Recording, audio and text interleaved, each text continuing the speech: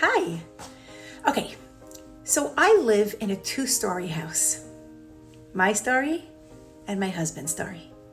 Because we all experience things differently. Even the same exact scenario can be understood completely differently by each of us based on our own personal experiences.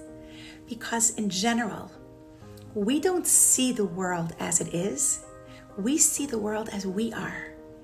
Our perception of the world, of life, of people, of scenarios are all based on our own experiences. They're all based on how we perceive them, which might not actually be the reality of them at all. So the same exact scenario, I could see it one way, he could see it in a completely different way. And that's why today I want to talk about the importance of being curious instead of critical. To discover why your husband might be reacting the way he is, and to discover why you might be reacting the way you are.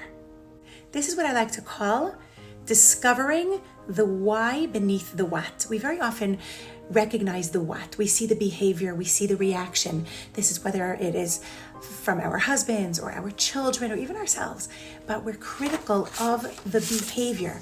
We're critical of the action or the non-action or the reaction.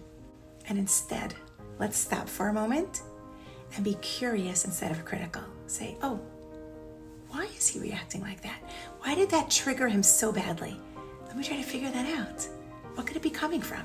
Now, this doesn't mean to discuss that with him. This doesn't mean to stop and say, where is that coming from? Why is this triggering you? There's a time and place for that when it would be appropriate to communicate that to him. But meanwhile, this is an internal exercise. This is about you just stopping and saying, 1 minute, let me be curious about this. What could it be coming from? Maybe he had a hard day. Maybe it's bringing back a difficult memory for him. Maybe it's an association that's painful for him. Let me try to figure out why he's reacting that way. Now let me try to figure out why my child is reacting that way, right? They're having a tantrum. They're pressing all your buttons. They're pushing you to your limit. They're testing you. And we could easily become reactive to that because we're focusing on the what. We're focusing on the behavior. We stop for a minute and try to discover the why beneath the what. Let me be curious instead of critical. And of course, the same thing goes for yourself. Sometimes you react. Do you ever find that you open your mouth and like the weirdest things come out and you're like, who said that? Right? There's always parts of yourself to discover. Like, why did I just react that way? Why did I just say that? Why does that trigger me? Why does that make me angry? Why do I feel jealous? Why do I feel threatened? Why do I feel disrespected, unloved, unvalued? 1 minute, let me stop and figure this out. Because when I feel that way, then I become reactive also. So let's learn to be curious instead of critical. Because here's the thing. 2 things can be true simultaneously, and those 2 things might even contradict each other. For example, you could be really, really frustrated that somebody's always late, right? Oh, she's always late, she's always late, she's always late. That might be true. It's true. And she's also very generous with her time. 2 truths at the same time. And sometimes those truths can be opposing, but they're both true. We get to choose which one we're going to focus on. How am I going to define that person? By the fact that she's always late or by the fact that she's so generous with her time? Another example. Your husband might not be the best communicator. That's a truth. And he's always thinking about you and always doing nice things for you. They're both true. Which one are you going to focus on? Another example. Your mother might be insensitive to you sometimes. And she's always offering to help, to babysit, to make food for you. They're both true. Which of these truths are going to become the compass by which you navigate your relationships? Which truth are you going to use to define the person? And the same is true about yourself. You also have these opposing truths. They're both true. Which one will you focus on? Which one will you define yourself by? We can hold 2 truths at once. You can love your kids, and you can also be totally exhausted from them. You can love to feed your family and to nourish them and take care of them.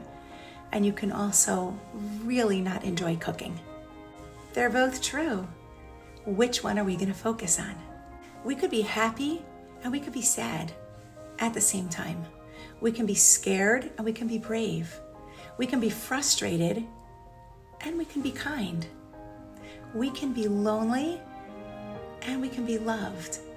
We can do this all at the same time. Have you ever laughed and cried simultaneously? We can do it when you stand under the chuppah. It is the moment of intense joy, jubilation, ecstasy, the most exciting moment of your life. Well, the beginning of many more exciting moments of your life. It's the very first of your adult life. And yet, right in the middle of that joy, what do? Everybody stop. We're going to break the glass and we're going to remember the Chorban. And we're going to be sad for this moment. And that's what we do. And we're sad and then we're happy again. We can hold multiple, diverse, and even opposing emotions simultaneously. And that's because every one of us is multidimensional. And we each have our own stories and experiences and characteristics and triggers. And they're all truths. And they're all a part of us. And none of them are bad. We have a choice. We get to choose which of those emotions, which of those reactions, which of those characteristics are going to be the compass by which we navigate our lives, by which we navigate our relationships. What am I going to put in the driver's seat? I could focus on the positive truths or I could focus on the negative truths. But be careful what you choose, because what you focus on, you get more of. What you reward multiplies. So let's practice this by saying, I accept that one part of me can bring opportunities, while another part can present challenges. I accept that one part of me can be my weakness, but can also serve as my strength. I accept that one part of my husband can be his weakness, and that can also serve as his strength. I can accept that two truths can exist without one falsifying the other. Let's recognize that two things can be true at the same time, and we get to choose which truth will be the one by which we define another person. And having that in mind, let's learn to become curious instead of critical.